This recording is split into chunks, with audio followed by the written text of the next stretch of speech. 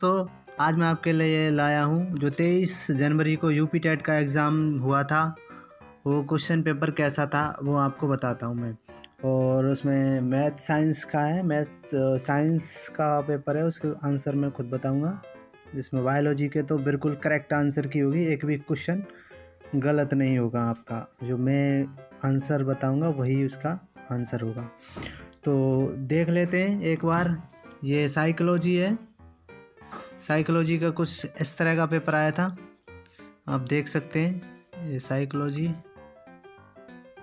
ये क्वेश्चन है। साइकोलॉजी ज़्यादा टफ नहीं आई थी, साइकोलॉजी तो बहुत ही इजी थी। तो ये साइकोलॉजी, ये आती है साइंस दोस्तों। तो ये साइंस है, इसमें पहला क्वेश्चन है यानी 91वां क्वेश्चन है जो साइंस का फर्स्ट क्वेश्चन है। निम्नलिखित में से कौन सा पेट्रोलियम का अवयव नहीं है? ऑप्शन है पेट्रोल, स्नेक तेल, कोक, पैराफिन, मोम। तो इसका करेक्ट आंसर होगा कोक दोस्तों। एक अगला क्वेश्चन है, एक धातु अहम अम्लों से क्रिया कर हाइड्रोजन मुक्त नहीं करता है परंतु ऑक्सीजन से क्रिया कर एक काले रंग का यौगिक देता है। एम को पहचानिए। तो दोस्तों एम क्या होगा? Sodium, calcium, magnesium, copper. तो इसका आंसर होगा कॉपर। ये 10th क्लास का क्वेश्चन है, 10th क्लास की बुक में मिल जाएगा आपको। और जो ऊपर वाला है वो 8th क्लास का क्वेश्चन है। अगला है ये 9th क्लास का क्वेश्चन है। निम्नलिखित में से किसमें परमाणुओं की संख्या अधिकतम होगी? मैक्सिमम परमाणुओं की संख्या कौन सी होगी? तो दोस्तों इसका करेक्ट आंसर, अब मैं तो इसमें CO2 के 16 ग्राम करके आया, बाकी का आंसर क्या है वो बोर्ड से पता ही चल जाएगा, बट बायो के क्वेश्चनों को मैं एक्यूरेट बताऊंगा। अगला है एथिलीन और एसिटिलीन को प्रयोगशाला में इनमें से किसके द्वारा विभेद किया जाता है? तो इसका जो करेक्ट आंसर होगा वो होगा आपका टोलेंस अभिकर्मक। अगला क्वेश्चन है, दिए गए यौगिकों में से किस यौगिक में ऑक्सीजन की ऑक्सीकरण संख्या +2 होगी? तो दोस्तों ये एक अपवाद है यानी कि OF2, जो कि 12th की बुक में आपको मिल जाएगा। 11th या 12th की बुक का क्वेश्चन है ये। तो OF2 इसका आंसर होगा। OF2 में +2 ऑक्सीडेशन नंबर होता है ऑक्सीजन का, बाकी -2 दर्शाता है ऑक्सीजन। ऊष्मा का एक ऐसा ही मात्रक क्या है? तो जूल, आपको पता ही होगा। ऐसा ही मात्रक जूल होता है। यदि P, अगला क्वेश्चन है, यदि P व F यानी कि दाब व बल तथा A क्षेत्रफल क्रमशः दाब, बल तथा क्षेत्रफल को प्रदर्शित करते हैं, तो इसमें से करेक्ट कौन सा होगा? P बराबर F vector upon A vector. Second option है P बराबर F vector upon A। Third option है P बराबर F अपॉन A। और अगला है P वेक्टर बराबर F वेक्टर अपॉन A। तो दोस्तों आपको पता है दाब वेक्टर नहीं होता है, तो इसका करेक्ट आंसर होगा P बराबर F वेक्टर अपॉन A, यानी कि दूसरा करेक्ट आंसर होगा इसका। अगला क्वेश्चन है, यदि 5 सेकंड में एक वस्तु का संवेग 10 मात्रक से बढ़कर 25 मात्रक हो जाता है तो इस पर कार्यरत बल होता है? 1 मात्रक, 4 मात्रक, 2 मात्रक, 3 मात्रक। तो इसका करेक्ट आंसर होगा 3 मात्रक। अगला क्वेश्चन देखते हैं, निम्नलिखित में से कौन सा पेट्रोलियम का, ये वही आ गया। अगला क्वेश्चन देखते हैं, खाना बनाने के बर्तन में अभ्रक का उपयोग होता है क्योंकि यह ऊष्मा का सुचालक तथा विद्युत का कुचालक होता है। अगला क्वेश्चन है, पृथ्वी के चुंबकीय ध्रुव पर नमन कोण होता है? तो इस नमन कोण होता है 90 डिग्री। आगे है 101, प्राकृतिक रबड़ का एकलक मोनोमर होता है?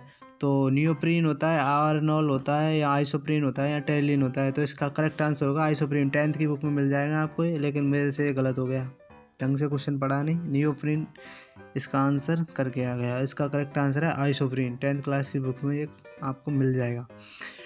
अगला क्वेश्चन है, सर्वाधिक क्वथनांक वाला यौगिक कौन सा है? तो N-पेंटेन, आइसोब्यूटेन, आइसोपेंटेन, नियोपेंटेन। दोस्तों इसका जो करेक्ट आंसर तो मेरे को पता नहीं, लेकिन आइसोपेंटेन इसका आंसर मैं दे के आया हूँ। अगला है, एरोमेटिक यौगिकों के अणुओं में पाई इलेक्ट्रॉनों की संख्या होती है? तो पाई इलेक्ट्रॉन तो 4n+2 पाई, यानी कि चौथा इसका करेक्ट आंसर होगा। आगे है, रदरफोर्ड को अल्फा कण प्रकीर्णन प्रयोग के परिणाम स्वरूप खोज किया गया। मतलब अल्फा कण प्रकीर्णन प्रयोग जो रदरफोर्ड ने किया था उसे क्या खोजा गया? प्रोटॉन, परमाणु द्रव्यमान, परमाणु में नाभिक, इलेक्ट्रॉन। तो परमाणु में नाभिक खोजा गया दोस्तों।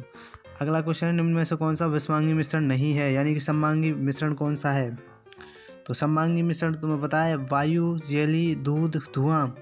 तो वायु एक सममांगी मिश्रण होता है दोस्तों, होमोजीनस मिक्सचर होता है, बाकी के सभी हेटेरोजीनस मिक्सचर के एग्जाम्पल हैं। आगे 10 मीटर लंबाई के ध्वनि तरंगों में 20 संपीड़न तथा 20 वेवलेंथ है। तरंग दैर्ध्य वेवलेंथ बतानी है तो वेवलेंथ 50 सेंटीमीटर होगी इसकी। आगे यदि पानी तथा कांच का अपवर्तनांक क्रम से 4/3, 4/3 तथा 3/2 हो तो पानी के सापेक्ष कांच का अपवर्तनांक होगा। तो इसका करेक्ट आंसर होगा थर्ड 9/8। आगे 108 घरेलू वायरिंग में अर्थ वायर का रंग कैसा होता है? तो ये होता है दोस्तों लाल, सफ़ेद, हरा, काला। तो ये हरा होता है। 8th क्लास की बुक में आपको मिल जाएगा और ऊपर वाला 10th क्लास की बुक में से क्वेश्चन आया है। ये 11th का क्वेश्चन है। किर्चॉफ का धारा संबंधी नियम किसके संरक्षण से कार्य होता है? तो ये ऊर्जा, द्रव्यमान, संवेग, आवेश। तो आवेश संरक्षण की बात करता है दोस्तों किर्चॉफ का धारा संबंधी नियम। आगे बाइनरी नंबर के तुल्य दशमलव संख्या होती है। तो बाइनरी को दशमलव डेसिमल में चेंज करना है, वो मुझे नहीं आता। इसका क्या आंसर होगा मुझे नहीं पता। अब आते हैं बायो के क्वेश्चन जो कि एक्यूरेट सही है, एक भी क्वेश्चन गलत नहीं है मेरा।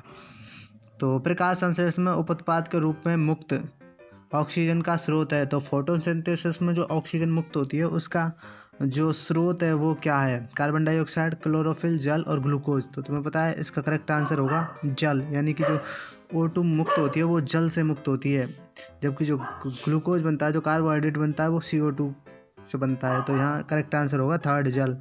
रक्त का वह घटक जो रक्त वाहिनियों में इसके थक्के बनने को रोकता है, एंटीबॉडी कहलाता है। Haemoglobin, heparin, thrombin. तो दोस्तों इसका करेक्ट आंसर होगा हेपेरिन। हेपेरिन जो होता है रक्त वाहिनियों में रक्त के थक्का जमने को रोकता है, जबकि रक्त का थक्का जमाने का कार्य थ्रोम्बिन करता है। तो इसका करेक्ट आंसर होगा हेपेरिन।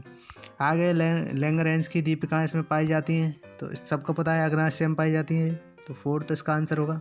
आगे एंजाइम रासायनिक रूप से क्या होते हैं? प्रोटीन होते हैं, लिपिड नहीं होते, अम्ल नहीं होते, कार्बोहाइड्रेट भी नहीं होते, प्रोटीन होते हैं। अगला क्वेश्चन है निम्नलिखित में से कौन सा विटामिन भी है? तो तुम्हें पता है एस्कॉर्बिक एसिड एक विटामिन होता है। अगला क्वेश्चन है 116वां, रेशम पालन क्या कहलाता है? तो रेशम कीट पालन सेरिकल्चर कहलाता है, सबको पता है। प्रोटिस्टा जगत के संबंध रखने वाले समस्त जीवधारी होते हैं। तो प्रोटिस्टा जगत से संबंध रखने वाले समस्त जीवधारी होते हैं दोस्तों, यूनिसेलुलर और यूकैरियोटिक होते हैं। तो एक कोश के तथा यूकैरियोटिक फर्स्ट इसका करेक्ट आंसर होगा, लेकिन यूट्यूब पे इसका आंसर एक टीचर ने गलत दे रखा है, उसका नाम मैं नहीं लेना चाहता। तो एक कोश के तथा यूकैरियोटिक इसका करेक्ट आंसर होगा। आगे निम्नलिखित में कौन सा वर्णक बीजों के अंकुरण से संबंध रखता है?